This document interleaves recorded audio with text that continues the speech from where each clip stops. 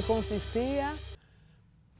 Toda una serie. ¿Cuál era su participación en Baninter? ¿Por qué lo acusaban a usted específicamente para citar de saquear a Baninter? Bueno, la frase que usó. Porque pasó lo siguiente, fíjate.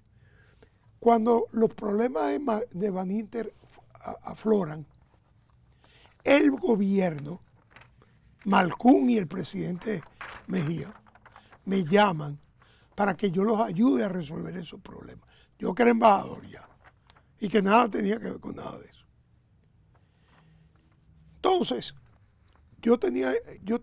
había tenido en Baninter una cuenta que era de una empresa que se utilizaba por unos cobros de clientes en operaciones que ambos intervenimos. Yo en una función, ellos en otra. Ellos como financiadores y yo como estructurador de las transacciones. Y la parte que me correspondía a mí de los beneficios de esas operaciones, ellos me lo depositaban en esa cuenta. Y yo cada 6 meses retiraba mi dinero. ¿Qué pasa? Yo hice muchas operaciones importantes, no solamente con Baninter. Es más, Baninter probablemente de los bancos que yo utilicé fue el que menos operaciones manejó. Porque el banco que se utilizaba esencialmente lo decidía el cliente de las operaciones. Era su banco. Y yo trabajé con todos los bancos. Entonces, eso ellos lo quisieron interpretar como que yo había sacado fondos. Y yo fui el único que le demostró al auditor del Banco Central, que auditó las cuentas mías y los de los demás, que yo había de hecho depositado más dinero ahí que lo que yo me había llevado.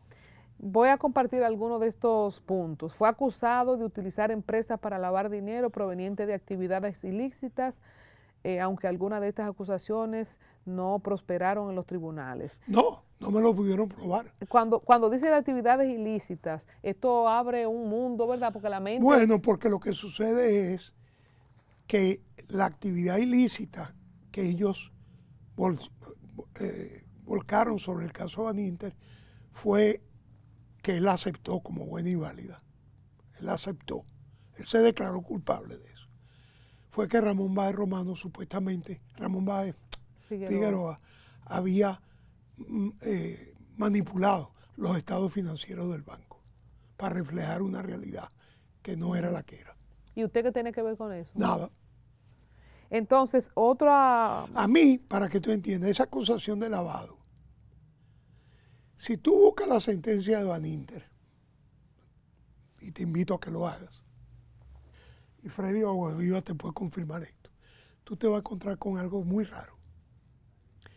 Y es que la acusación de lavado mía dice que yo estoy acusado de lavado porque moví fondos. Lavado tiene tres componentes. El primero es un acto delictivo.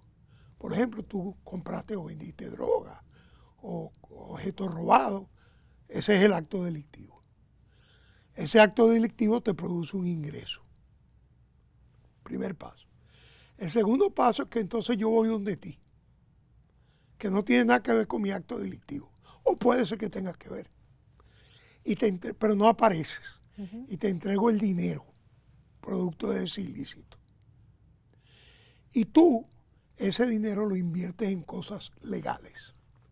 Lo lavas a favor, teóricamente, el dinero tú me lo devuelves a mí por alguna vía. Y yo te pago una comisión de lavado. Ese es el lavado. Esa es la estructura. Esa es la estructura por ley y por jurisprudencia. Tiene 3 elementos. Así era que lo definía la ley de lavado y así fue que lo definió una famosa sentencia de la Suprema Corte de Justicia, en que entró en muchos detalles de los procesos de lavado. A mí no me pusieron la devolución. ¿Tú sabes por qué? Porque con el $1.000.000 que se gastaron, no pudieron demostrar que yo le hubiera dado un chele a Ramón Báez Romano. Para atrás. Para atrás. Entonces, según este expediente, el monto... Perdóname, no solamente eso, sino que le dieron seguimiento a todo el dinero de todas mis cuentas y no encontraron absolutamente ningún acto ilegal. Cuando usted dice que se gastó $1 millón en esos... Eso le pagó el Banco Central, Central a los auditores forenses de Miami. en el tiempo de Malcom. Sí, en el tiempo de Malcom. Entonces, el monto total que Álvarez Renta supuestamente le robó a Baninter fue... Eso no fue en el tiempo de Malcom. Esa auditoría se hizo ya con Valdés Albizu regresando. Exacto, eso me imaginé. $59 millones. Supuestamente eso es lo que el expediente, cuando usted habla de esos fondos que usted supuestamente movió, es un monto cerca de $59 millones, que era las comisiones que usted menciona, más dinero que usted había puesto en esa cuenta. Para nada. ¿Este número de dónde sale? Ese número sale de transferencias de créditos que se otorgaron aquí. Había una compañía muy importante de la cual era dueño Ramón Báez, que cayó en pérdidas. Y Ramón Báez contrató a mi oficina para volverla, para cambiarle el rumbo. Y lo logramos. Comenzamos a ganar dinero, que era la de la zona franca del aeropuerto. Entonces, esa compañía estaba porque no era una compañía aquí solo, tenía sucursales en Panamá, en San José, California, en Perú, en Ecuador, en Bolivia. Todas esas actividades yo las tuve que reestructurar todas. Y la compañía comenzó a producir dinero. Entonces, ese dinero que la compañía se ganaba, o los depósitos que la compañía tenía, se hacían en Baninter. A veces en Baninter fuera, a veces en Baninter en Gran Caimán, y a veces en Baninter aquí en el país. La gran mayoría se convertía a pesos y se depositaba aquí. Pero yo entonces le pedía a Baninter, cuando había que pagar una exportación, una importación, en cualquiera de estos sitios, Baninter me daba el dinero, yo lo localizaba en Miami y desde ahí se pagaba. Y todo eso está documentado. Y ese es el monto que mencionan aquí. Ese es el monto que supuestamente usted sustrajo. Que supuestamente yo sustraje. Pero ¿qué pasa? Muchas veces Baninter nos devolvía ese dinero en base a un préstamo que hacía una compañía de ellos aquí mismo. Y en el tema mediático, va como testigo el jefe del comité de crédito de Baninter. Todo esto está documentado, ¿eh? Y dice que esos préstamos no los aprobaba nadie, que eso era por la izquierda, digamos. Y cuando nosotros le sacamos las 3 resoluciones del comité de crédito, aprobando los préstamos, no supo dónde meterse. Ese proceso del juicio y de las investigaciones incluyó un cambio de gobierno. Valdés Albizu, ¿usted cree que lo persiguió por algo personal o era su trabajo, tenía que hacer eso? No. Yo conozco a Héctor Valdés desde que yo tengo 18 años, porque él comenzó su carrera en el Banco Central, él es mayor que yo. Él se había graduado y yo era estudiante, pero comenzó su carrera en el Banco Central, en el Departamento de Estudios Económicos, bajo una persona que yo la he querido muchísimo, que es doña Carmen Bello, una economista dominicana, una señora simpatiquísima y muy bien preparada, que era catedrática en la universidad. Y yo era su mejor alumno. Entonces ella me llamaba muchas veces a su oficina en el banco para que yo la ayudara a corregir los exámenes y esas cosas. Y ahí conocí yo a Valdés, que tenía un escritorio ahí. Y a través de los años, él fue ascendiendo en el Banco Central, yo fui ascendiendo en el mundo privado. Y periódicamente nos encontrábamos, porque había veces que yo tenía que hacer gestiones con el Banco Central. Entonces, uno de mis socios en mi oficina lo nombraron vicegobernador del Banco Central, que era Manuel Gómez Peters. Y en ese momento Valdés era subgerente en el Banco Central. Y Valdés llega a la gobernación del Banco Central a raíz de la salida de Toral, que fue el único gobernador político que hubo, porque lo recomendó don Guaroa Liranzo a Valdés.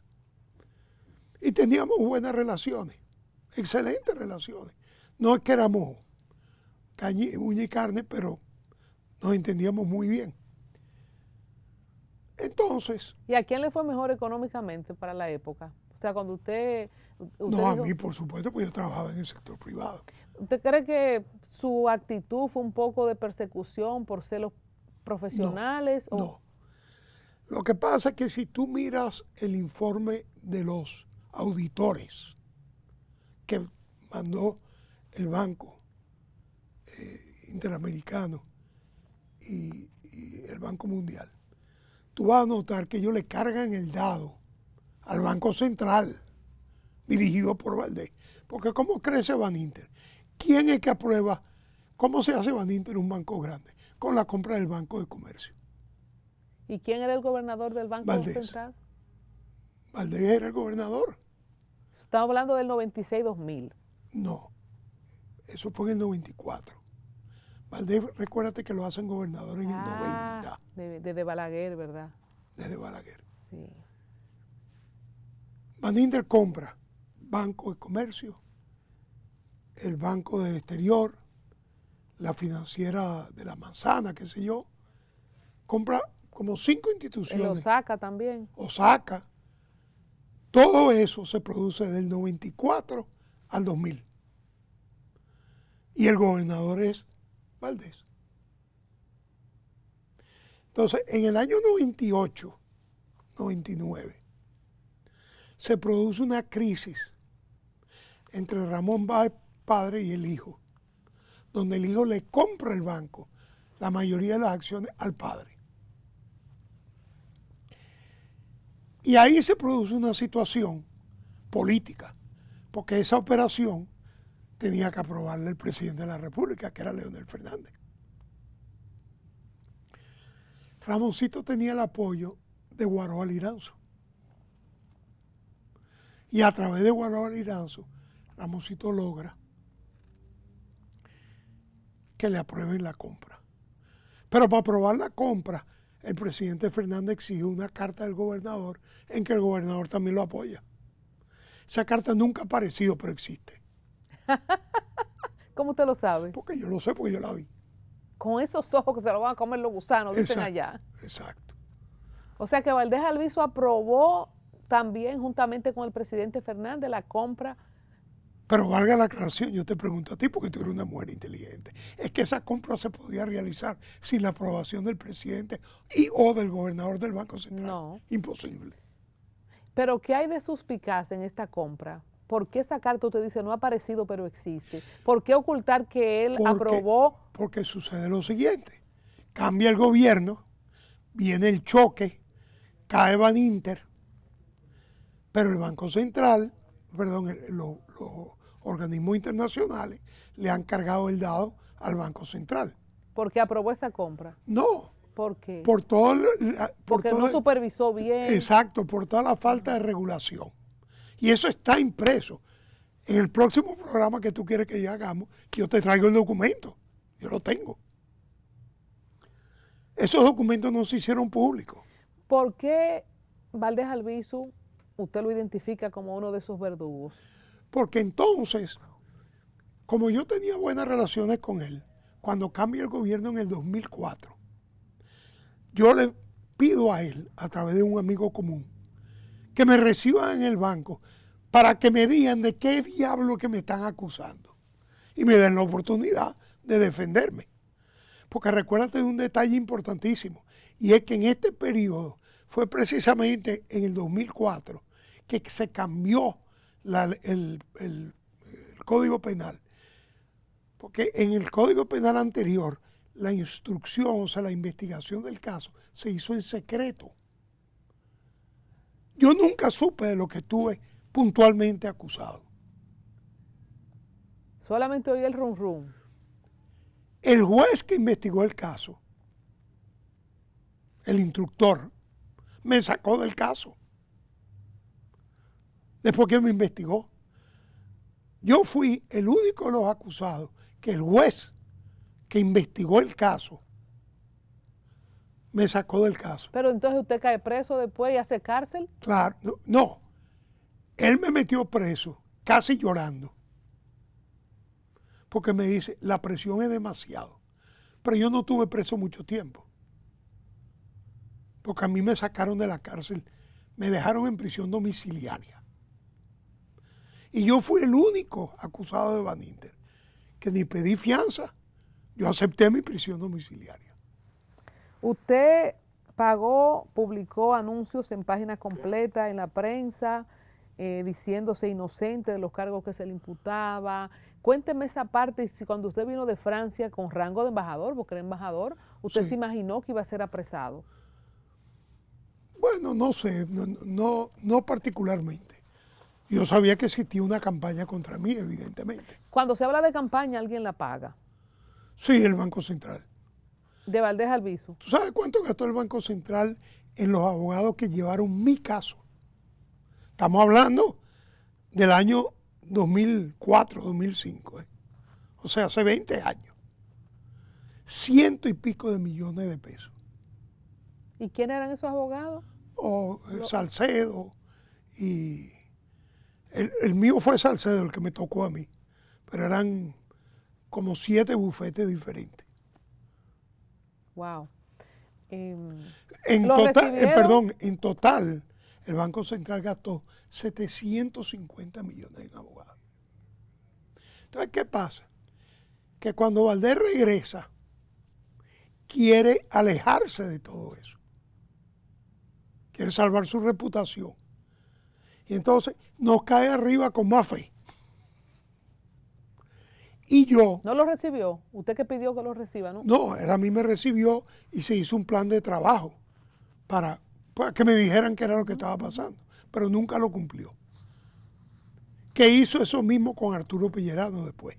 Cuando usted dice que la fusión no se dio, que usted se fue y dejó la fusión, ¿qué fue lo que pasó? ¿Por qué no se dio?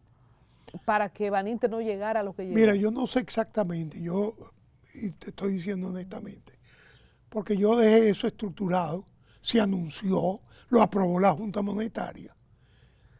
Lo que entiendo es que ahí hubo un choque entre los abogados de Ramón Báez, entre Mincho Castillo y compañía, con el presidente Mejía. Y entonces le dieron para adelante. Pero a mí no me afectó en ese momento. A mí me vino a afectar el tema en mayo, 3 o 4 meses después. Y en el caso de Vincho, ¿cuál era la interacción de Vincho en la acusación suya? No tuvimos interacción porque yo no escogí a Vincho como abogado, pero él sí hizo una pequeña campaña bajo la teoría de que Hipólito y yo éramos uña y carne, que yo era banquero de Hipólito. Entonces él hizo una campaña así como insinuando que yo tenía algo que ver con eso. Una total y completa estupidez. Porque si él me hubiera dejado a mí fuera del caso, que era lo que se merecía el caso, yo hubiera podido ser un intermediario para solucionar el tema, como se solucionó el de los otros bancos. Entonces, al final, ¿de qué se le acusaba formalmente? Y cuando usted dijo que culpaba o responsabilizaba a Báez Figueroa del colapso de Baninter, ¿cómo quedó la relación de ustedes dos? No, yo no culpé ni responsabilicé a Báez Figueroa de nada. Álvarez Rente expresó que culpa al expresidente de Baninter, Báez Figueroa, por el colosal fraude que derribó al banco y prácticamente diezmó la economía dominicana. Eso es el internet que está lleno de mentiras. Exacto, eso es una mentira. Yo jamás acusé a nadie, porque yo me limité a defenderme yo. Yo no tengo que acusar a nadie para defenderme yo. ¿Cómo usted entonces catalogaba en ese tiempo la responsabilidad del dueño del banco? No, yo sí le reclamé a Ramón Báez a Ramón Báez Figueroa, que él debió haberse parado en el juicio a aclarar si yo había tenido o no responsabilidad. ¿Y no lo hizo? No lo hizo porque sus abogados se opusieron, los Castillos. Yo tengo en mis manos, para que tú lo sepas, tú sabes quién es Marco Báez, ¿verdad? El otro acusado, Sí. que era el vicepresidente ejecutivo de Baninter y el que manejaba realmente las operaciones de Baninter. Yo tengo en mis manos, que te lo puedo traer también, para que o tú lo veas antes, para que puedas confirmar que lo viste. Un affidavit de Marcos Báez, 2 tengo, uno que me firmó en el 2012 y otro que me firmó en el 2019, en que aclara una por una las acusaciones que se me hicieron. rechazando que yo tuviera nada que ver con eso. Absolutamente. Como tengo 5 affidavits más, de todas las acusaciones que a mí se me hicieron, los responsables me hicieron una acusación de que yo había cogido un dinero como que me lo había cogido en el Banco Mercantil. Tengo un affidavit del presidente del Banco Mercantil diciendo que eso es mentira y que yo cumplí con todas mis obligaciones. Tuve una acusación similar en el Banco del Progreso. Tengo un affidavit del que era presidente del Banco del Progreso. Pero esas acusaciones surgieron todas a raíz del caso Baninter. Sí, todas. ¿Y quién lo acusó? Bueno, eso era lo que estaba. El Ministerio Público. El Ministerio Público, sí. Entonces, sin embargo, en el 2007 usted fue condenado a 10 años de prisión por el fraude. No, en el 2007 no. Bueno, en el 2007 sí, pero realmente fue después porque eso se apeló. Entonces, hablemos de esa condena. Finalmente, ¿de qué la Corte lo encontró culpable? ¿Cuánto tiempo usted duró preso? ¿Qué hizo la Corte? La Corte, como no me pudo demostrar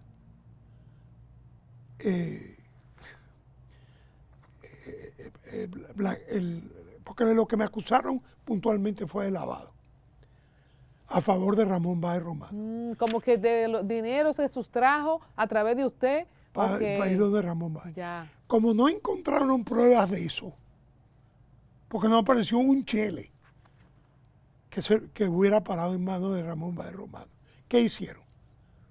Me modificaron la educación, la acusación a algo que no existe, que se llama de que autolavado. Se autolavó sí, pero 52 millones, 59. Pero fíjate qué pasa. Los abogados del Banco Central, cuando no pudieron encontrar pruebas de que yo hiciera ningún lavado, en el 2006 le pidieron a los jueces de la Corte, que estábamos en medio del juicio, que me ampliaran los cargos y me acusaran de asociación de malhechores. De multimillonario. De muchísimas cosas. Y los jueces se negaron. Los jueces dijeron que eso no se podía hacer. Sin embargo, cambiaron la sentencia, me quitaron.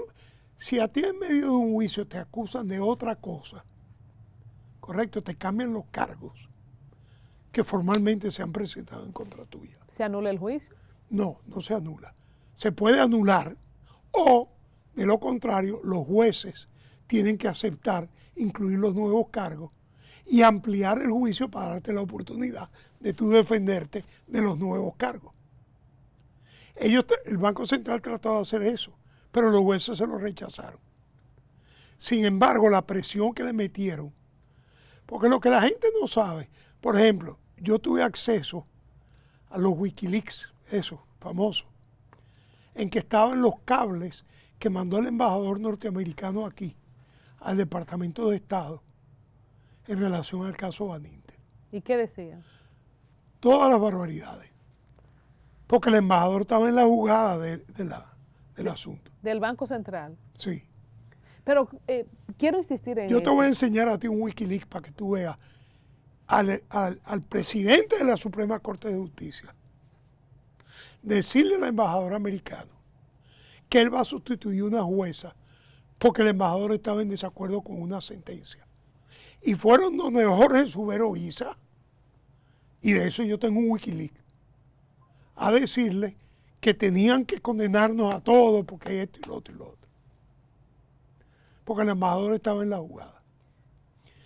Eso lo tengo en los Wikileaks. Pero ese embajador ¿Cómo conseguí yo los Wikileaks? ¿Tú sabes cómo? ¿Cómo? Porque recuérdate que yo tuve que contratar para llevar mi caso ante la Corte Interamericana a Baltasar Garzón, el famoso jurista español que metió preso, que trancó a Pinochet en Londres. ¿Te acuerdas? ¿Qué pasa? Que a Baltasar Garzón le correspondió la defensa de Julian Assange cuando estaba preso en Inglaterra. Y él consiguió los Wikileaks a través de Julian Assange. Para ese tiempo usted confirmó esa información, usted sospechaba que el embajador estaba en eso, claro, pero lo confirmó ahora con los Wikileaks. Lo confirmé no ahora, estaba preso ya, porque yo contraté a Baltasar Garzón, yo preso, para que me manejara mi caso, que le debo todavía un dineral, para que me manejara mi caso en Washington. ¿Por qué usted fue el único acusado aquí y fuera? O sea, ¿cómo es eso? Porque yo soy el único que tenía doble nacionalidad. ¿Usted es americano también? También, por mi mamá. Que su papá era puertorriqueño, en esa época era americano y ella era americana. Bueno, entonces, cuando hablamos de, usted dijo ahorita una palabra que me quedó, muy joven, muy exitoso, multimillonario, avión privado, mencionó la palabra envidia. Sí. Es una cosa muy abstracta, no podemos tocarla, pero se ve, se siente. ¿Hubo alguna...? Mira, Colombia, déjame decirte, este es un país muy particular. Aquí hay mucha envidia. Aquí tú ves grupos empresariales peleando unos con otros por estar en la Cámara.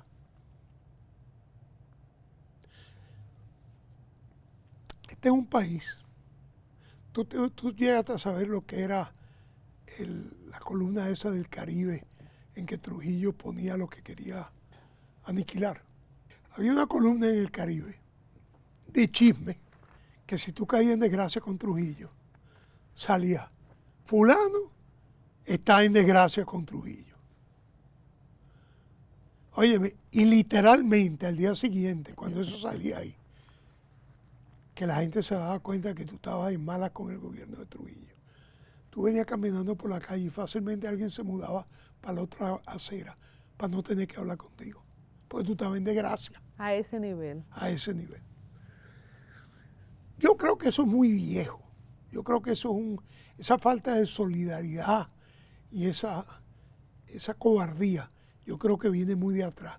Y que Trujillo, muy inteligentemente, hizo esa columna para utilizarla como una herramienta política, conociendo la reacción que eso iba a ocasionar. Cuando le traigo lo de la envidia, ¿qué ganancia tenía el embajador de estar en la jugada? ¿Tenía Valdés Albizu algún tipo de animadversión personal? No, Valdés Albizu tenía un solo propósito, alejar de él y de los funcionarios del banco cualquier acusación que los auditores pidieron que se investigara y que se tomaran medidas. Cuando hablamos del embajador, hablamos de Hans Hertel. Sí. Hans Hertel como que se involucró mucho en cosas domésticas de aquí, porque hay varias historias. No, y después de eso salió y fue el que logró la aprobación del contrato, maldito como yo digo, de la Barrigol, el primer contrato, que era... estaba en negocio también. Claro, en el Congreso. Vamos a hablar del proceso. ¿El juicio fue largo? ¿Cuánto tiempo duró? ¿Y cuánto tiempo usted duró en la cárcel? El juicio duró desde el proceso judicial duró desde el 2003 hasta el 2008. ¿Y usted estaba fuera todo el proceso? Fuera no, estaba en prisión domiciliaria. No podía salir de su casa. Bueno, no, tú podías salir de la casa, pero bajo inspección judicial. Entonces, cuando se da el veredicto, lo condenan a prisión, usted va a Najayo Hombres. Sí. ¿Y cuánto tiempo dura ahí? 6 años y medio. 6 años y medio.